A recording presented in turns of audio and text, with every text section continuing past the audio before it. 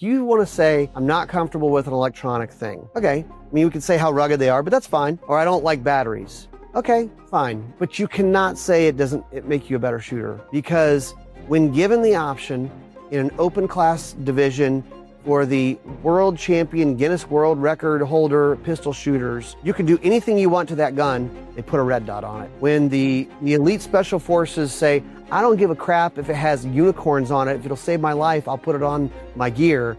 They put red dots on things.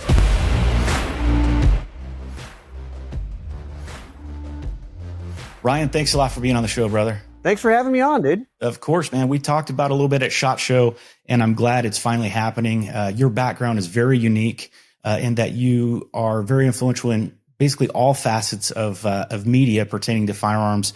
And you come by that honestly from your dad, Tom, obviously. And I'd like to talk about what that was like, you growing up with your dad kind of being in the spotlight as far as one of the sort of trendsetters in this industry. Yeah, sure. I mean, it's funny because it even goes back to my grandfather, right? Gresham. So he was one of the guys on ABC's show, American Sportsman, taking celebrities, athletes, hunting, fishing, shooting.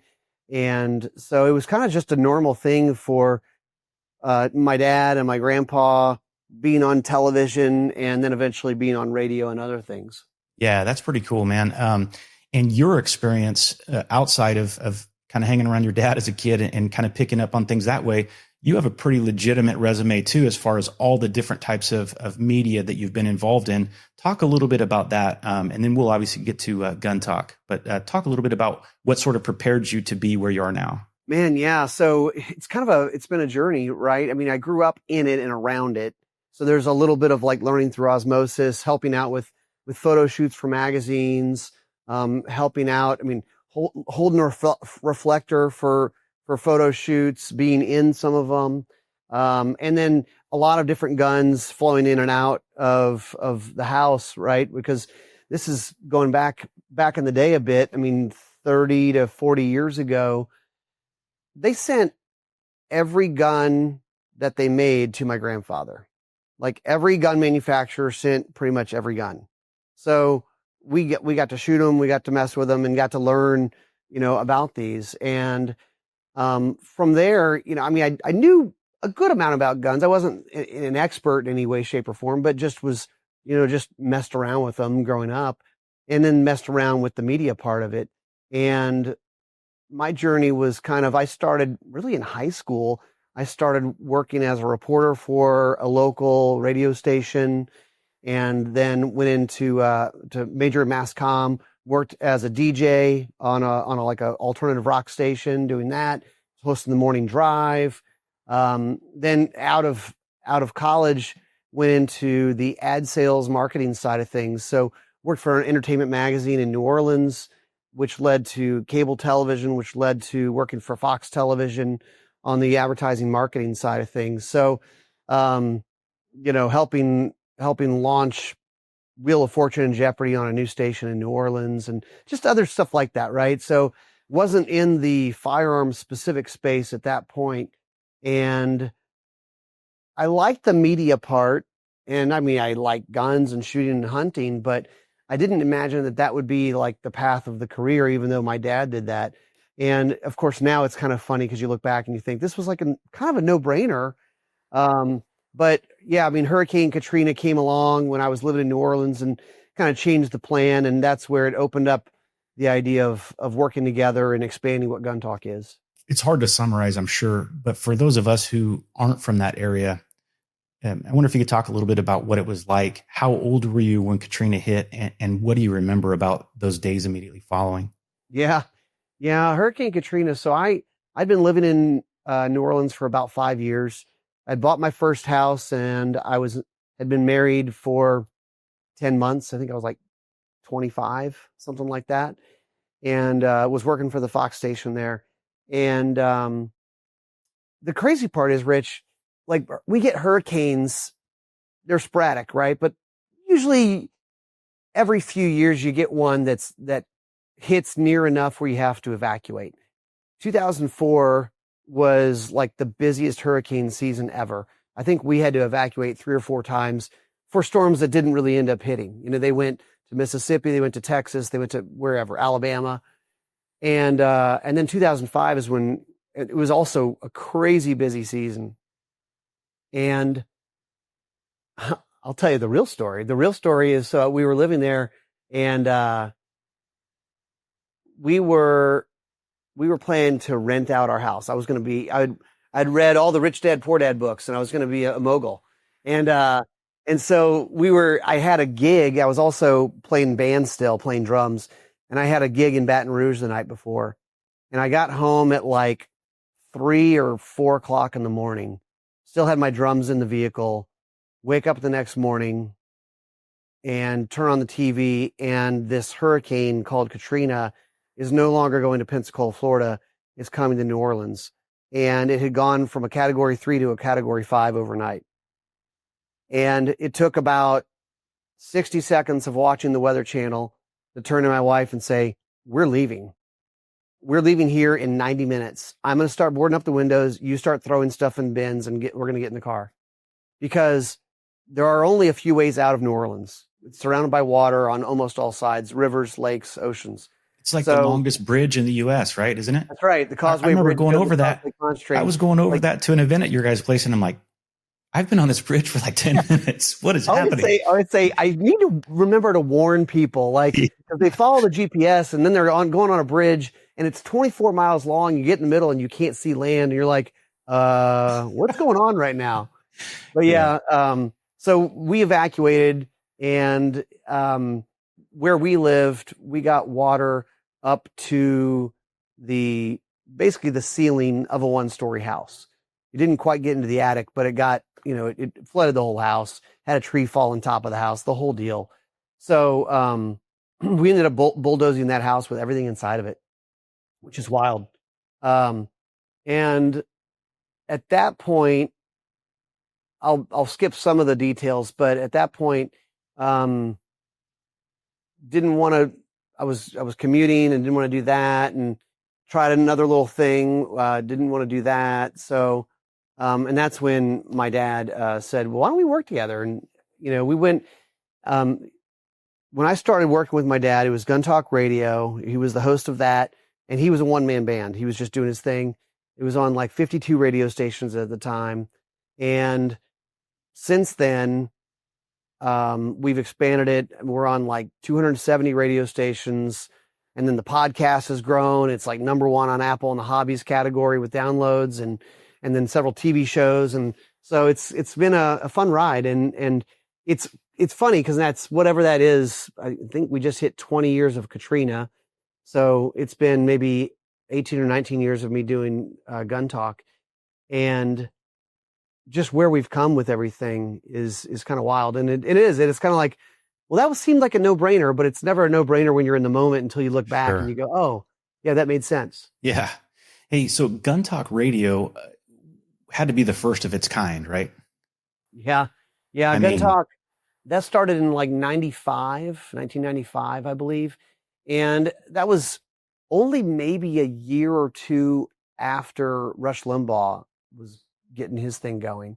And so conservative talk radio, it was becoming a thing, but it wasn't what we know it to be now, right? It wasn't a real big known thing. And actually it was Alan Gottlieb from the Second Amendment Foundation at SHOT Show told my dad, you need to host a radio show.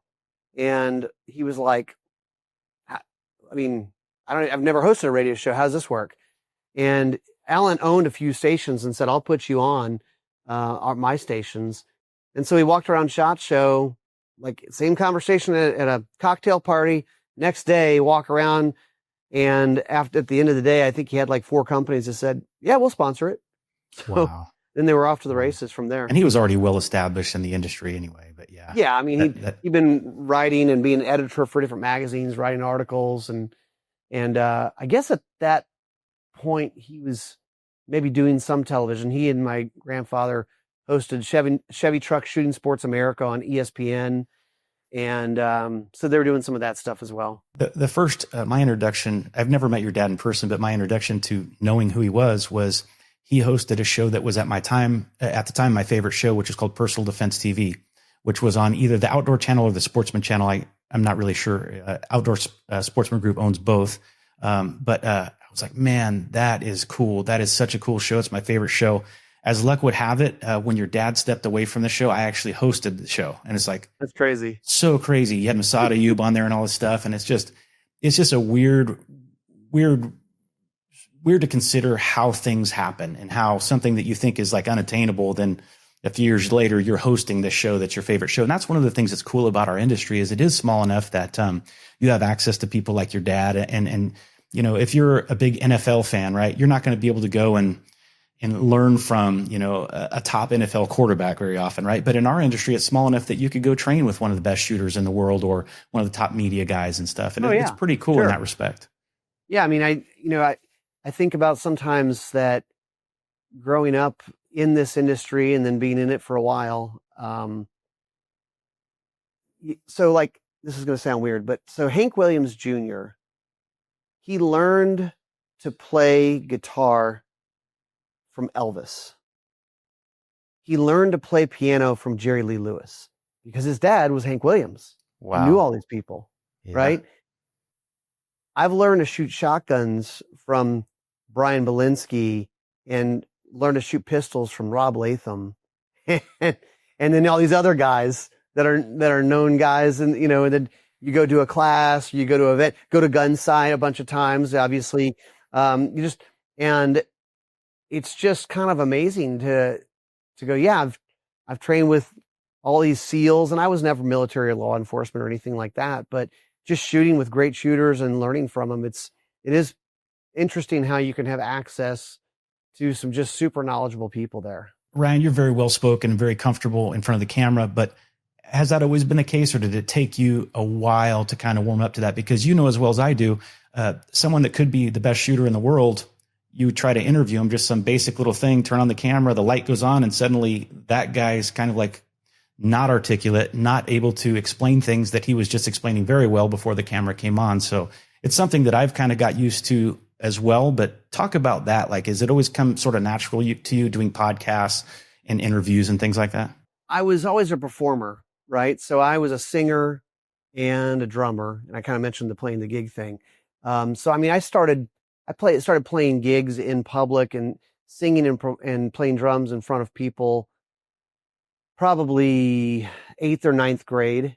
And I mean, getting paid when I was in high school, getting paid to play gigs in bars. I was the youngest guy in the band where everyone else was in college and I was in high school. And I would get into the bar because I was in the band, but I was like 17 or 18 years old or whatever. And so I was always a performer. I'm happy to do it, enjoyed doing it. And, but you know, it builds on itself, right? I mean, I ended up being a radio DJ on like a 1 a.m. to 3 a.m. on a Thursday. And then they go, okay, you don't suck. You can have Saturday afternoon. And then, you still aren't sucking that bad. You can have the morning drive, Monday through Friday, 6 a.m. to 9 a.m. in Baton Rouge, Louisiana. So you kind of build on that. I mean, the on-camera stuff, I don't know. I mean, I guess you kind of have to, I think the trick with being on camera is you have to be willing. You know, there are the people who they automatically get in their head that, oh crap, I got to be on camera. This sucks. Well, right off the bat, that's not going to be very good. That's going to come across. You're like, if you're willing and you're going to have fun with it, it's going to be good. The less you care about being on camera, the better it is generally, because you're not freaked out about it. You're looking at the lens and you're saying, hey, everybody, how's it going? Yeah, I think you're 100% right. And I think that for me, I kind of got over being shy, speaking to people and everything very early on as an instructor, first as a martial arts instructor and later as a law enforcement instructor. So I always kind of had that, I don't know what you call it, but didn't have a fear of speaking in front of people. And I always try to look at it as though I'm teaching that person if they were in a class that I was doing. And I do the same thing with my articles and try to do the same thing with just about everything I do on TV. But the trap is for me, which took me a long time to kind of get over this, is that I would try to fit 8 hours worth of course material into a 3-minute video clip. And I wouldn't have time to pause to take a breath. You know what I mean? But Right. hey, so when you're shooting a gun this way, you want to make sure you can't think of it. And it comes across as very hurried, or it can come across as scripted. And what I think I've finally learned is that it's okay to have or a in there, to misspeak a little bit, as we do in normal conversation. And even though you might not hit on every point, because frankly, it's impossible to do, you hit on the major points and you realize that you are willing, like you said, I know people that are a lot more knowledgeable than me, but they're not willing to risk being embarrassed or willing to risk saying the wrong thing. And I think specifically when it comes to video, people are very hesitant because they realize that whatever they say, like on television, is going to be there for people to analyze for as long as it's there, for as long as they can find that material on television. So interesting it's also stuff. helpful to know, like, this isn't live. Exactly. Screw it up. Exactly. The editor's going to fix it because Yeah. they don't want you to look bad. They're, Yes. they're generally trying to help you out. And yeah, Rich, you're right. Like, you can't cram 2 or 3 decades of knowledge into a 5-minute video. So don't try. Yeah, exactly. Yeah. You just got to kind of wing it. So I wanted to ask you this. You've done television stuff. You've been involved like behind the camera, in front of the camera, radio stuff. Podcasting is kind of the thing where we're all at now. Describe how you think those media outlets differ and how, which you prefer. Yeah, it's interesting.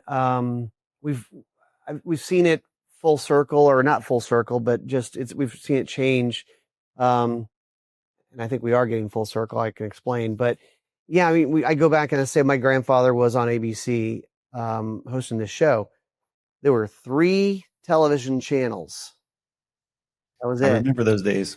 So you had a third of the U.S. watching your show if you were on. Now we have like 6 to 7 million YouTube channels and 2 or 3 million podcasts. So it's kind of wild. I mean, you can curate your content, you can curate your media experience as somebody who's listening or watching this. But there's a little bit of work involved in that. I think the full circle part is we're coming back to people maybe perhaps are a little bit exhausted with curating their own media experience, and they want to be able to just chill out. They want to just be able to turn on something, feed it to me. I'm just going to sit here on the couch and chill out. So I think there's a desire there. But it's something for everybody. I mean, it's kind of the battle. It's like, you guys are doing this, you're filming it. And then people will say, oh, I watched this podcast the other day. And you go, how do you watch a podcast? Cause that's audio. So, but that's what people say, right? Because podcast is no longer something you listen to on an iPod, which is only audio. It's something that you watch, and it's a talk show. Yep. And that's what we're doing right now, is a talk show. Yeah. I mean, that's a great perspective. I'd like to hear about your podcast. Obviously I'm familiar with it, but for people who may not be, tell us a little bit about it. Like what's sort of the premise, or what types of things do you try to convey to the viewers and listeners? Yeah, absolutely. So, I mean, if they want to find it, you just look up Gun Talk anywhere you listen to podcasts. But under Gun Talk, we have different shows in there. So we've got this show, this way, Gun Talk Nation. We've got Gun Talk Nation, which is a mostly weekly show that I host, and usually it's interview format and just talking to different people. I try to make it a little bit more about the culture and the lifestyle of people who are gun people, and not as much on the gear side. We have shows that do that. We've got Guns and Gear Television that's been on for 17 seasons, and we'll cover the new stuff. But this is a little bit more of stories from the people. We've got Gun Talk Hunt that KJ hosts. That's a fun one because it's not like this. It's not one-on-one interview style. It's a panel of experts that he bounces around to with a theme each week.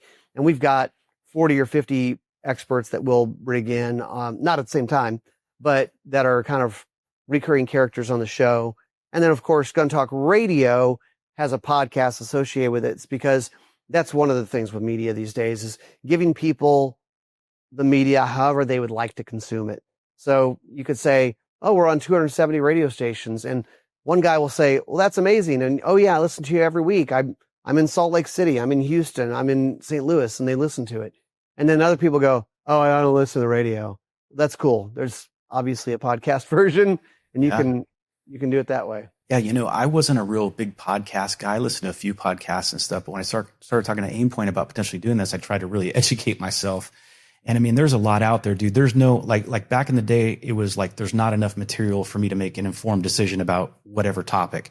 Now it's like, how do I sift through all this nonsense? And it's great that everybody has a platform these days. That there's some great elements of that.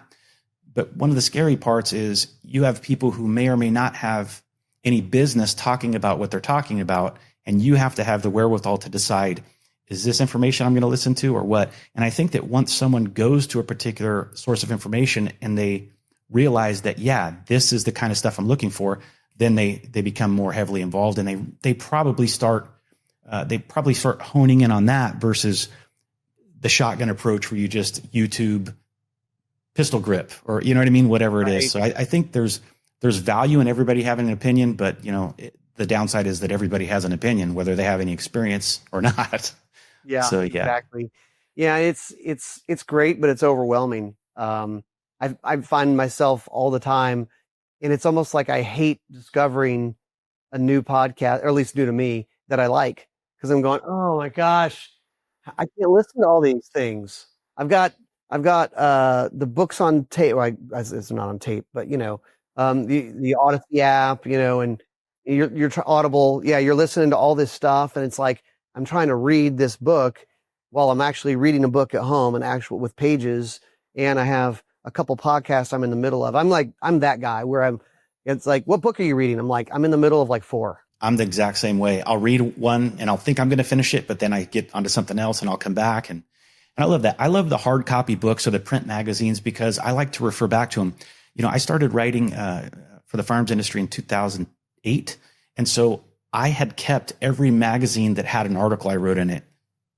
At some point now, there's like all these totes of and it's like my wife is always on me to get rid of them, and she's right. But I just, for a while, I wanted to keep everything. But I always I still have martial arts books from when I was a kid, and I'll look back to them, and once in a while I'll find a little gem in there. So I like the physical aspects of an actual something you can hold in your hand.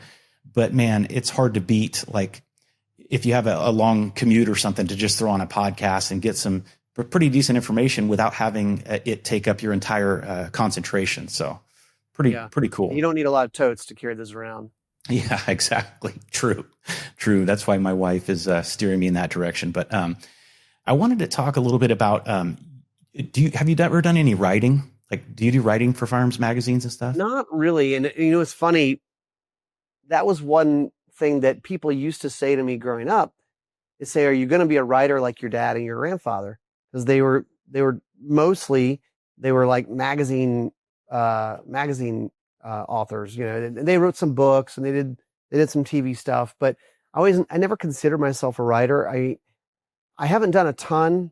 When I do it, it's fun to do, but it's not something I do often. Yeah. You're hitting on a great point. Like, I have a tendency to not say no sometimes. And then I end up tasking myself with so much that it's a challenge not to have certain things suffer. And that's always the balance, because you don't want to turn down opportunities, right? Especially when you're first starting. That's how I learned that is like, I'm not saying no to this opportunity because who knows if there's going to be another one. But at some point, once you're a little bit established, I think it's beneficial to sort of prioritize and realize, where do I want to focus? Because the firearms world is so large that there's nobody who's the top of the line, top of the food chain in hunting and, tactical shooting and all these other competitive shooting and all these things.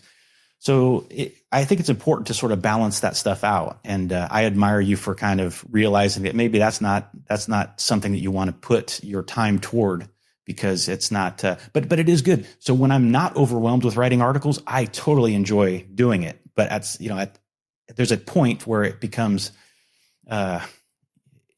more work than fun, which a lot of what we do, we're very fortunate because it's work, but it is very fun. Yeah. Yeah. It blends in. Is this a hobby? Is this a work thing? Yes. It all blends together. Yeah. So I want to talk a little bit about your facility there, because I was there at the 5.7 Fest that you guys had, that was totally awesome Yeah. experience there. And I'm a big fan of the 5.7. It's just pretty crazy cartridge. But that event was extremely well organized, extremely well run. It had a great balance of like legitimate learning and also having fun. And having been to my fair share of writers events, gun writers events in the past, sometimes it's just like, well, here's all these guns and all this ammunition on the table. You have 15 minutes. And it's like, okay, well, what am I going to do? Or what if I have a question? So, and then the other side of the coin is sometimes you're in a class that's so structured that you feel bad raising your hand to ask, hey, can I get some photos of this because I'm here for the course, but ultimately I have to write something about the course. So yeah, you guys have a great facility there, great training staff. Chris Serino, we've had him on the podcast, a guy I really admire, just a phenomenal instructor, a phenomenal shooter. Tell us a little bit about your facility there, because it is quite unique.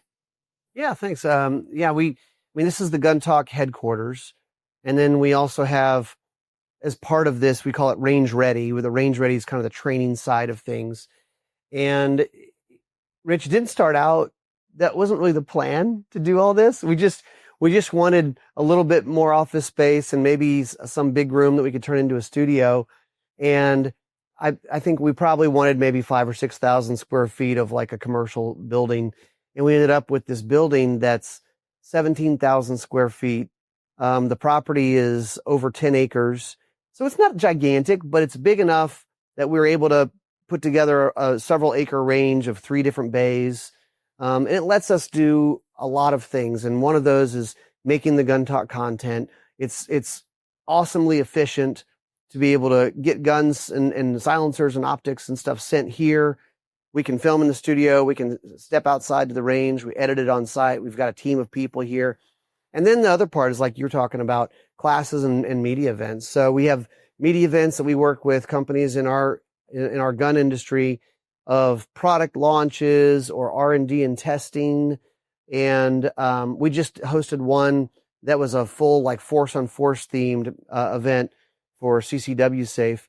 And it's unique because usually when you go to a media event that's at a range, it's either a range or it's something else, but it usually is not like a media content creation facility that also has a classroom and a shoot house and a range and all these things.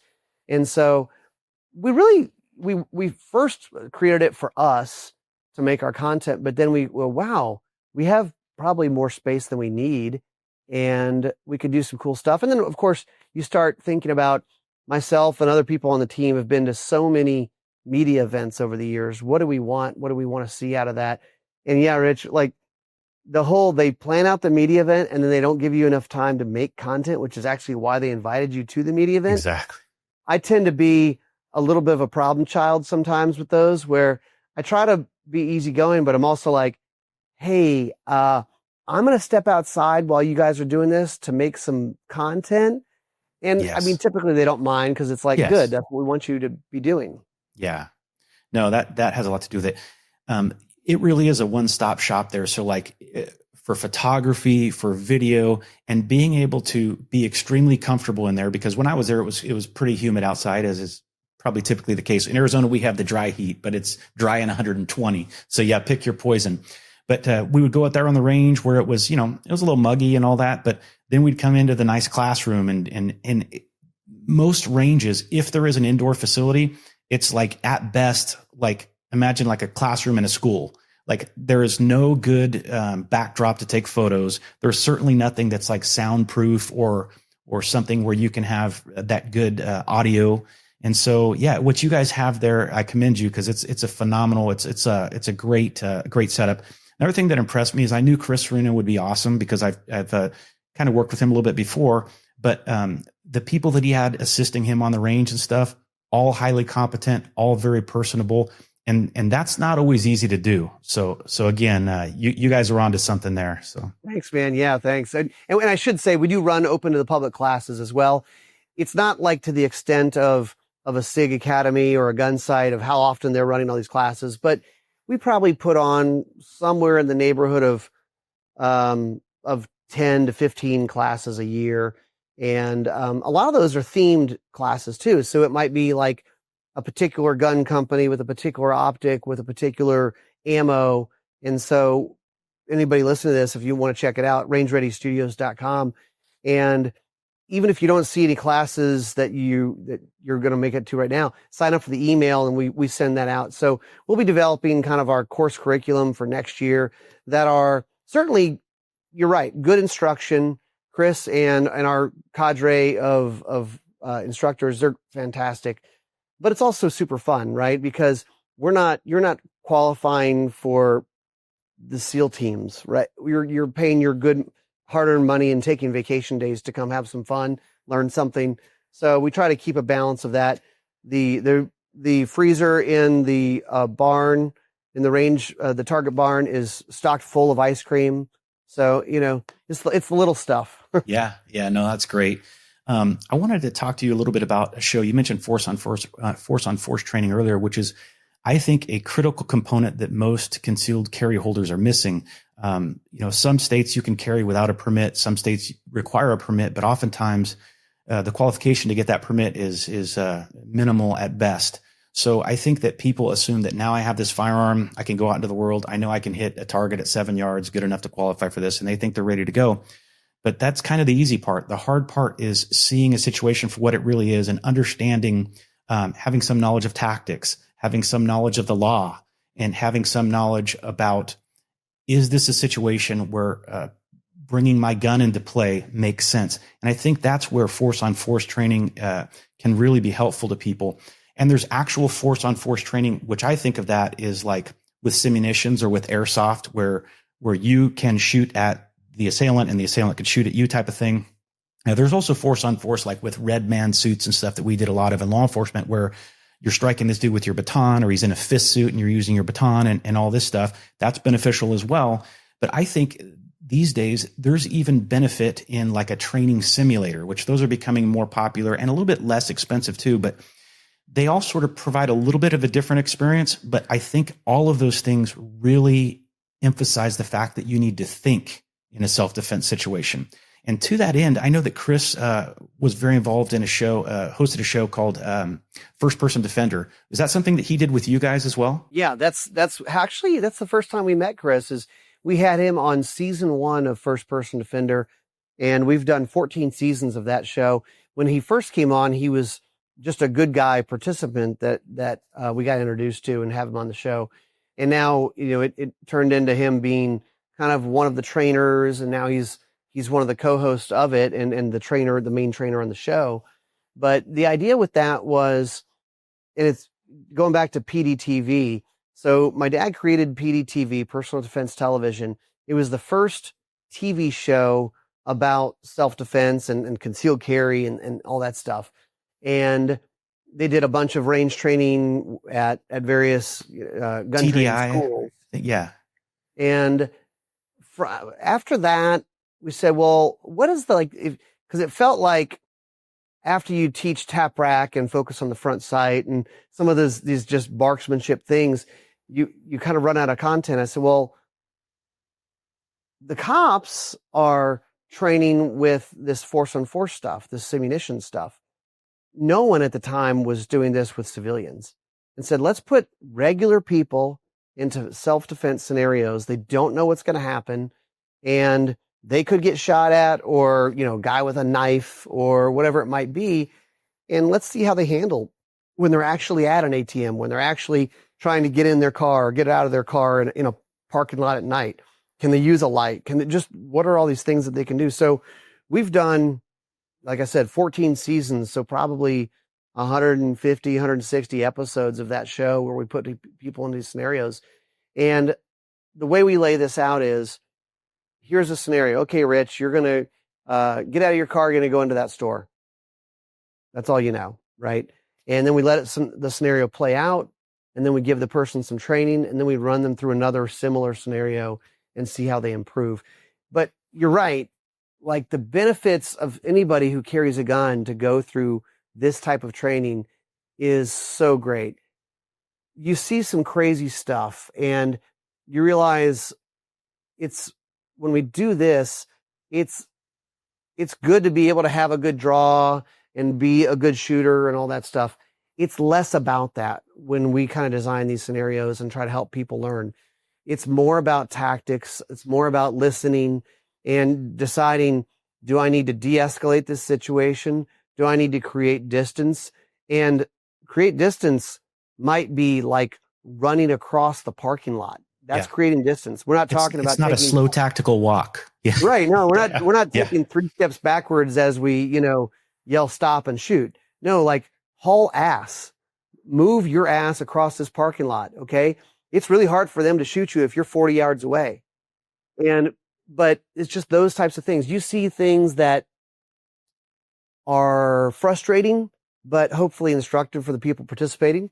You see people who will not turn on the mean gene. I mean, you could be abducting them to take them into, sex slavery, and they just go limp.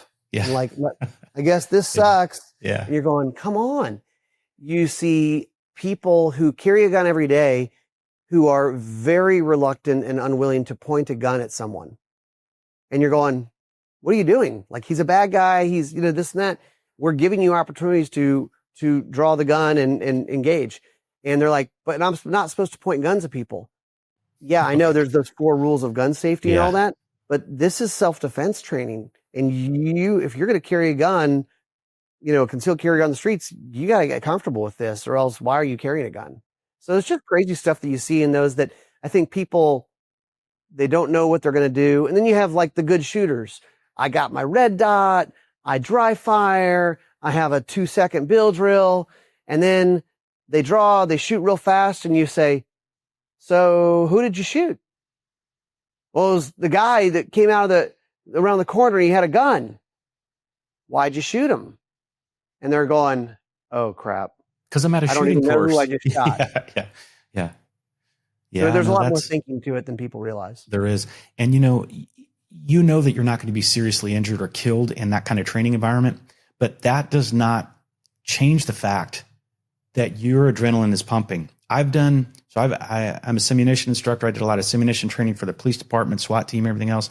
And when I'm in a scenario these days, I have to be like, you have to control your breathing and stuff, because you do get that little bit of amped up. It's not that you think you're going to get killed. It's just that you don't want to be shot, because that would indicate that you would have been shot potentially in a real life situation. So I don't care how skilled you are. Just about everybody I know, even people that are sort of inured to that, it's still beneficial. And the way you guys are doing it is beneficial, not just for the person participating, but for the viewers that watch the show. You can learn kind of vicariously through them.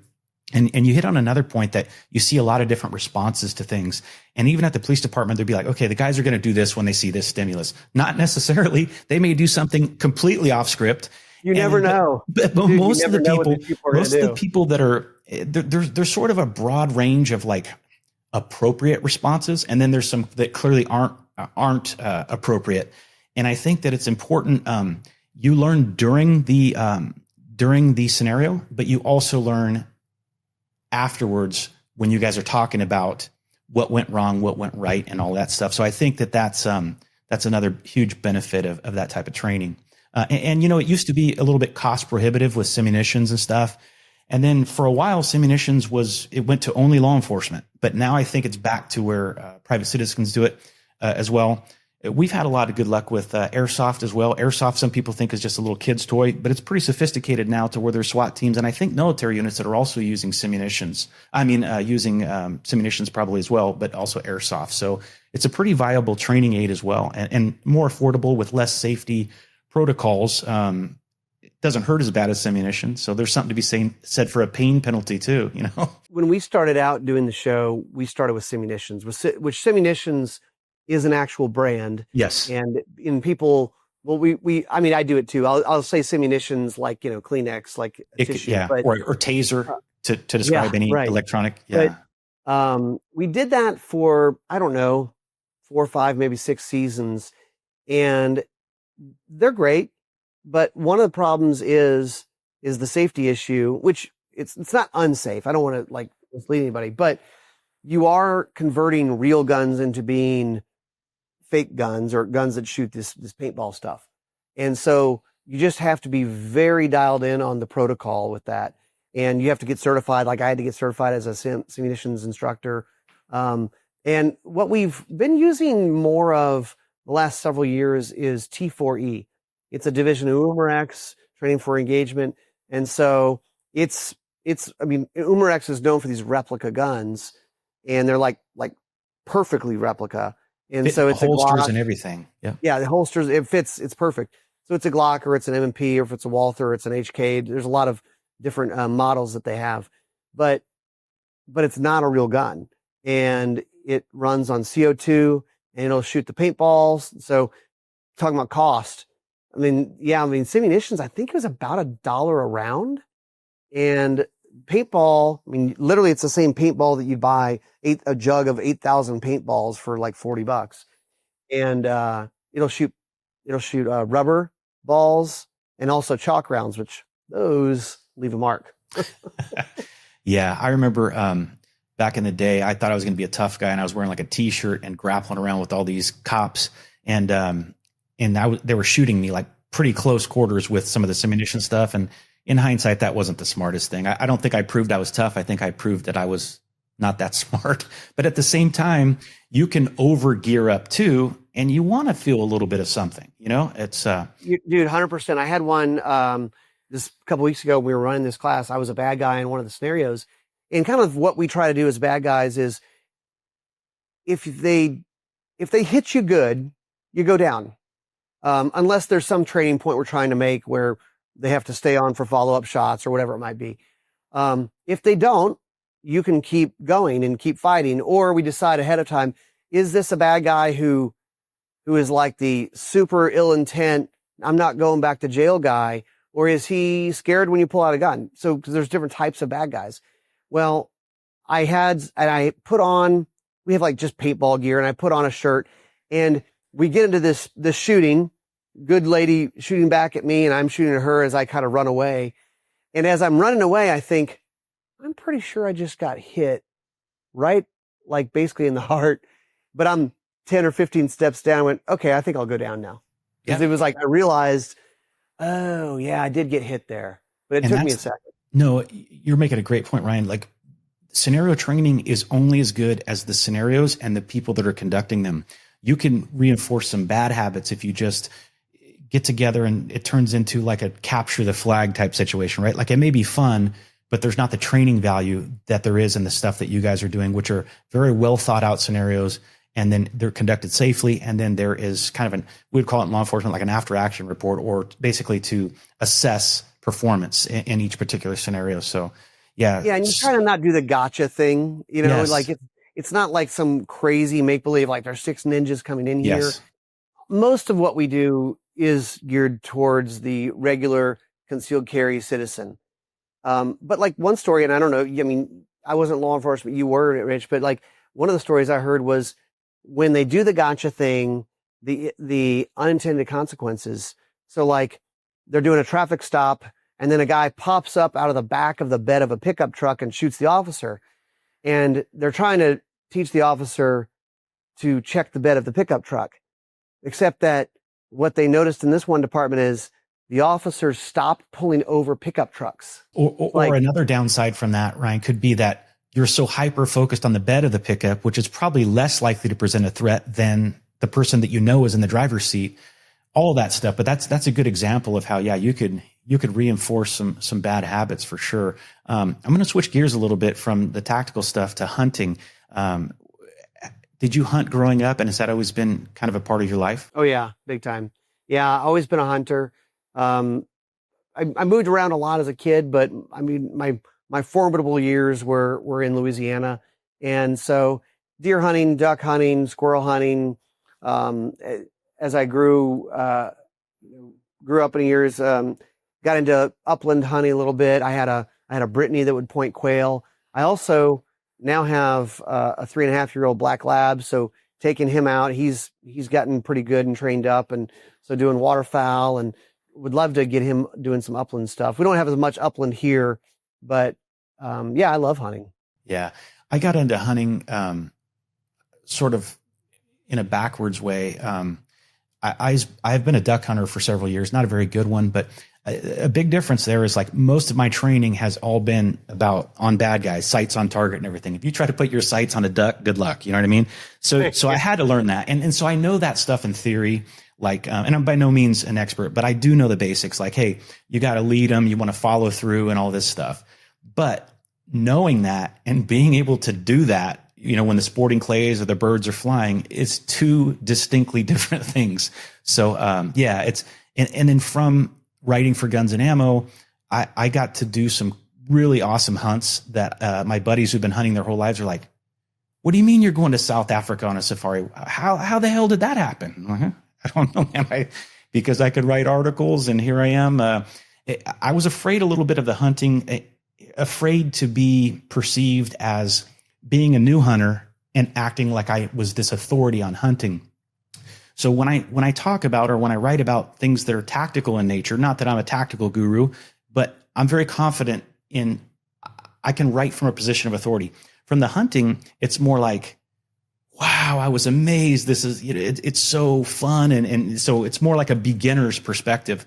But of course, I'm getting a little bit better as I go, I like to think. But I love hunting, and I kick myself like, why didn't I not start this, 20 years before I did? But it's still enjoyable for sure. One thing I'd like to see more of in our world, whether it's on the shooting side or the hunting side, is more people just willing to ask questions and not try to feel like they have to present themselves as knowing everything. Obviously, it's a more diverse group than it used to be, but it's still fairly male centric. And then it's like these men, because you have a Y chromosome, think I'm supposed to know shooting and hunting, and or because I've been coming to SHOT Show for 5 years, I don't want to show anybody that I don't know the difference between a 243 and a 6mm because I own 7 Glocks.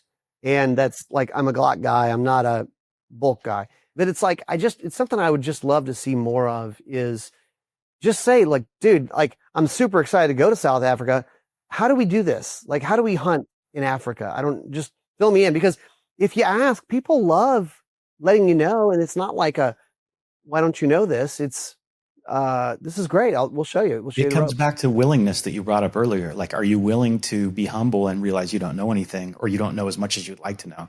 But South Africa was great. We cheated in the sense it was a Mossberg sponsored event, but we cheated in the sense that we had a 3-day safari prep course at Gunsight before we went there. And we were all very successful, but I don't think we would have been nearly as successful without that, because we were all first time African hunters. And it's a great experience. Gunsight, the staff there and the facilities is a phenomenal place as well. But what was really cool is like they did this like culmination exercise. They called it the Africa Walk. So you're walking and some target pops up and you have to engage it and this and that and reload and approach correctly and all that stuff. And so when I was in Africa, I was like, this is eerily similar to that Africa Walk that we did at Gunsight. It's like the environment is very similar and stuff too. So it almost felt like it wasn't my first time, being in that situation. So it was very, very beneficial for sure. Where do you see, I'm switching again a little bit topics, but where do you see our industry headed right now? Like, do you foresee any emerging trends, or you think there's going to be more podcasting from different firearms manufacturers and things like that? Or do you think things are going to go more digital? What's your take on where we're going? I know it's a very broad question, but you have such a wide range of experience. You're probably one of the best qualified to answer something like that. Yeah, I think media wise, certainly digital is where a lot of emphasis is these days. Digital it's a big catch-all phrase because pretty much everything is digital. Except an actual physical paper magazine, but even that has a digital component to it, right? A radio show, it's not digital except it has a podcast. So yeah, it is. And then you've got other stuff that's websites, connected TVs and streaming and all these different stuff as far as the way people consume content, certainly there. I think just in general, things that I think are happening as far as the way people are enjoying and using guns. self-defense is still going to be big. It's always going to be the number one reason people own guns. I think also there is a big influence of social media. People, their interest in guns is being steered by social media. And what I mean by that is they're doing things because they want to be able to share it on social media. Because it looks flashy. Well, it looks flashy. So like the whole, the obsession about comped guns right now, I think that's for the gram. Like this gun shoots flat. Okay, a comped gun will shoot flat. That's what it does. And it looks cool in slow-mo. It looks cool on your reel, on whatever. And I think that, you know, we want to show custom Cerakoted guns because we want to show the world. We want to show people. It's not just, no one gets a Cerakoted gun and doesn't take a picture of it. Yeah. You know, it's like, no, the reason I'm doing this is to post it. That's the reason I'm shooting a comped gun in slow-mo on my phone. That's the reason I'm having a tiger stripe purple Glock customized. I think the other part is, and that's not all bad, right? I think that it leans into the fun aspect of guns because you come from a law enforcement background, but you're well-rounded in things. We tend to sometimes say, well, what's this for? What's the purpose of this? And I kind of like the movement of like, who cares? Like, if you like it, buy it. It's fun. It doesn't matter if it's goofy or if it's cheap or if it's not going to survive the apocalypse. Like, it's okay. Guns are allowed to just be fun and you're allowed to buy them and shoot them for that reason. And I think along those lines, so many people for so many years have loaded up on semi-automatic firearms, pistols and rifles. I think that there's a little bit of like, do I need another AR? Do I even want one? Is there a category of gun that maybe I should look at that would be a new fun thing for me? For me, that's like lever actions. Exactly. Yeah. And, you know, things with wood on them. You're like, oh, that's kind of fun and pretty. So it's, again, full circle, right? They're like, wait, over and under shotguns, those are neat. Revolvers, you make them run. You pull the thing and the cylinder goes, and like, this is like analog shooting. It's like they can't keep vinyl in stock because people are like, yeah, I know. I have every song ever made in my phone. Every song, every version of every song ever made, except that people go buy vinyl and they put it on a record player and they play it and they go, wow. And they lean back. Just give me whatever song comes next is what's on the record. I'm not curating this. Yeah. No, very well said, man. I'm glad I asked you that question. It wasn't an easy one, but that was some pretty good insight. I wonder, your experience with red dots, were you kind of an early adopter of red dots, like let's say for pistols, or what was your exposure to red dots initially? Well, I mean, I guess initially it would be on rifles, right? I mean, probably the bigger red dots. I mean, and I remember I was thinking about this before our talk today. I think the Aimpoint Pro, the patrol rifle optic, I think, was one that I used a bit. And when you put a red dot on an AR, and then you go, gosh, if this thing is sighted in, and I got a little time on the trigger with it, you feel like, I don't know, 0 to about 300 yards, you can make hits on man-sized targets. And so just game changer for what we do, and very much a keep it simple situation, which I really like. I tend to lean towards keeping it simple. Yeah. And, you know, Chris Reno always amazes me that he can still burn it down with irons. And I admire that. For me, it was like my vision changed a few years ago to where I have a heck of a time with irons. Like I'm still a minute a bad guy, I like to say, but as far as shooting tight groups for articles and stuff, I much prefer having a dot to see like what is the inherent accuracy of this particular firearm. And I just think it, like you said, it really makes things simple. But for me, the red dot, especially on pistols, is just as much a matter of my vision changing and that working way better for me, because I have good far vision, but it's those sights I have trouble with. And then, so what do? I'd say, okay, well, let me get some glasses that will enable me to really see the sights well. But then now the target is just some blob out there that I'm not having the same point of aim each time. And then I have glasses that are uncorrected for my non-dominant eye and corrected for my dominant eye, which kind of works. But then if I try to walk around them, I feel like I'm going to stumble over something. So I admire Chris, and he's not a big red dot fan, but I bet he can shoot him well, and I bet he could teach someone to shoot him. Here's the thing about Chris. We mess with him all the time because, if you ask about red dots, he goes, I'm not a big red dot guy. It takes batteries, and I do fine with my iron sights. I mean, I shoot faster and more accurately with a red dot, but I don't like them. I'm like, come on, Chris. Oh, that's funny. Dude. And fun. I mean, certainly I've probably gotten to the point, and it's just the nature of what we do. We have to shoot everything, and we shoot irons, and we shoot dots, and you have to be able to just pick up everything and shoot it. I've gotten to the point where I can shoot a dot and irons the same. And what I mean by that is, it wasn't that long ago, I was still the guy who was like, red dots are cool, but it takes me a little while to find it on a pistol. And I feel like I've, in the last couple of years, kind of gotten to where I don't feel that way anymore. I feel like I find the dot pretty quickly when I'm running on a pistol. And I mean, dude, anybody who says something like that, hey, fine. If you want to say, I'm not comfortable with an electronic thing. Okay. I mean, we could say how rugged they are, but that's fine. Or I don't like batteries. Okay, fine. We could say, change them. But if you're not into it, but you cannot say it make you a better shooter, because when given the option in an open class division for the world champion, Guinness World Record holder pistol shooters, you can do anything you want to that gun. They put a red dot on it. When the elite special forces say, I don't give a crap if it has unicorns on it. If it'll save my life, I'll put it on my gear. They put red dots on things.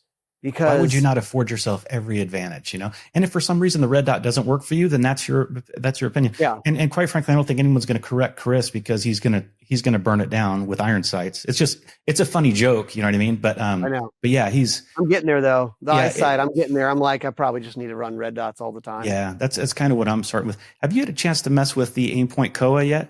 Not really. No, that's the unobtainium. Yeah, it kind of is now. Yeah.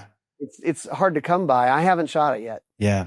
It's cool, man. I know you know all about it and stuff, so I won't bore you with the details. But yeah, I've been carrying a Glock 48 with the Koa, and it's just a really, really good setup. I sort of was a Glock guy because as a cop, that's all I've ever carried on duty. And so a lot of times off duty, I would carry that. And you mentioned something interesting as well. For the things that we do, you have to be able to basically pick up and shoot any firearm. And so as a cop, all I really ever trained on was Glocks and like Colt M4s, basically.